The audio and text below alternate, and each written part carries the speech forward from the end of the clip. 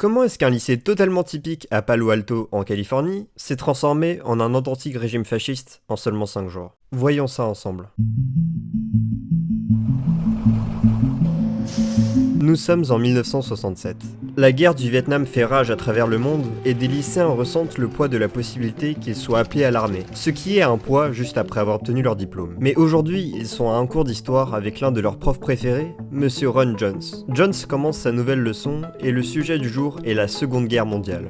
Tout se passe normalement. Une classe à moitié concentrée écoute sa lecture, pas pour en apprendre plus sur la Seconde Guerre mondiale, mais pour mémoriser juste assez pour avoir une note correcte. La majorité d'entre nous veulent aller à l'université, un élève a dit. C'était pas l'avis d'un Allemand nazi qui avait de l'importance, c'était les notes à Palo Alto, un autre a dit. Mais une étudiante était curieuse et a posé une question. Une question qui retournera l'école à l'envers. Elle a demandé comment est-ce que les citoyens allemands ont pu participer au nazisme. On ne ferait jamais ça. Le prof a décidé de faire une expérience. Il voulait voir s'il pouvait amener ses élèves à basiquement leur faire suivre des instructions pour une journée. Quand les élèves sont rentrés en classe ce jour, ils s'attendent à être accueillis par le prof, habituellement décontracté, mais cette fois-ci, ils étaient choqués de voir la salle de classe parfaitement rangée et leur prof debout attendant avec attention. Monsieur Jones a établi quelques règles de base. Premièrement, il a fait un plan de classe et a attribué une place à chacun. Deuxièmement, pour poser une question, un étudiant devait se lever à sa table et s'adresser au prof en tant que Monsieur Jones. Troisièmement, n'importe quelle question devait faire 3 mots ou moins. Et pour finir, quatrièmement, les élèves devaient être assis en position d'attention dans les 30 secondes après être entrés en classe. Les élèves ont remarqué leur prof changer de comportement après les examens, mais c'était la bienvenue dans la routine lassante de l'école, alors ils l'ont écouté. Le plan de Monsieur Jones fonctionnait. Il écrit un slogan au tableau pour représenter ce qu'ils avaient appris ce premier jour, et il a écrit « La force par la discipline ».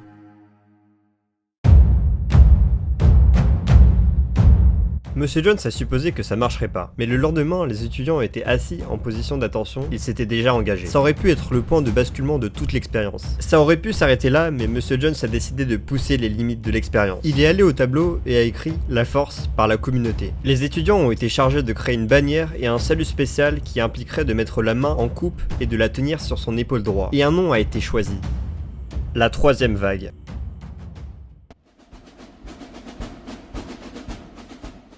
Si le deuxième jour était le point de basculement, le troisième jour était le jour où Monsieur Jones a perdu le contrôle de son expérience. Ce jour-là, la devise était « La force par l'action ».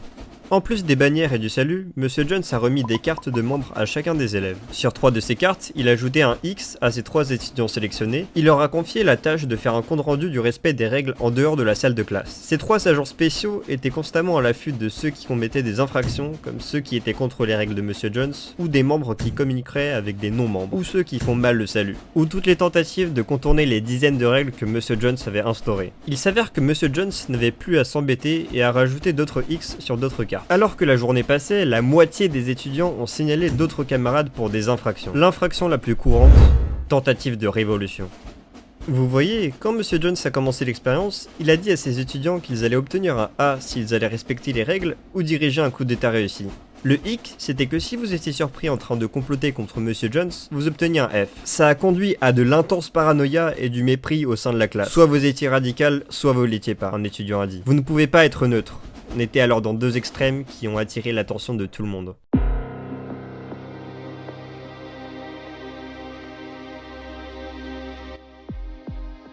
En seulement 4 jours, la troisième vague s'était propagée à l'échelle de toute l'école. Ceux commettant des infractions étaient exclus à la bibliothèque, exilés du groupe. Monsieur Jones se tenait devant sa classe et appelait les noms des personnes accusées de crimes. La classe décidait de leur sort, et de plus, le risque de culpabilité remplissait les salles de classe. Parfois, les noms étaient choisis au hasard, et ils étaient bannis juste comme ça. Il a qu'à choisir un nom au hasard pour condamner quelqu'un, un étudiant a dit. Tant que ces niveaux de peur étaient là, le système fonctionnait. Monsieur Jones s'attendait à ce qu'un parent fasse irruption dans son bureau et exige qu'il arrête, ou qu'un autre enseignant repousse ce système, prenant rapidement le contrôle de l'école, mais ça n'est jamais arrivé. Un étudiant craignait la protection de Monsieur Jones des tentatives de coup d'état, alors il s'est lui-même nommé garde du corps personnel. D'autres étudiants ont mis en place leur propre système de garde indépendant pour s'assurer que les bannis restent dans la bibliothèque et que les membres suivent les règles. Ça devenait véritablement un état policier et Monsieur Jones a décidé qu'il était temps d'arrêter le massacre. Mais pas avant un truc en plus. Il a rassemblé les membres les plus fidèles de la troisième vague et leur a dit que leur mouvement n'était pas isolé. Il ne se déroulait pas seulement dans leur école, mais était mis en œuvre dans les écoles à travers tout le pays.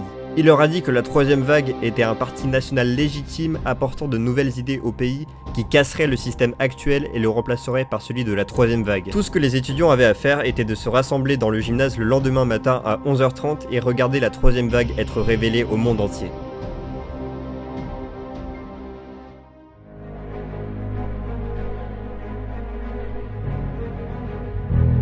Monsieur Jones a tout mis en œuvre pour sa dernière performance. Il a réuni ses amis et leur a fait passer pour des journalistes. Sur le sol du gymnase, il y avait une seule télévision prête à afficher l'annonce publique de la troisième vague. Les étudiants entrent, disciplinés comme jamais, et Monsieur Jones les a laissés dans leur meilleure chance. La force par la discipline, la force par la communauté, la force par l'action. Maintenant, c'était le moment de vérité, il s'est tourné vers la télé, l'a allumé et a reculé. Les étudiants ont attendu avec impatience de voir leur loyauté récompensée, leur foi accomplie, mais rien ne s'est passé.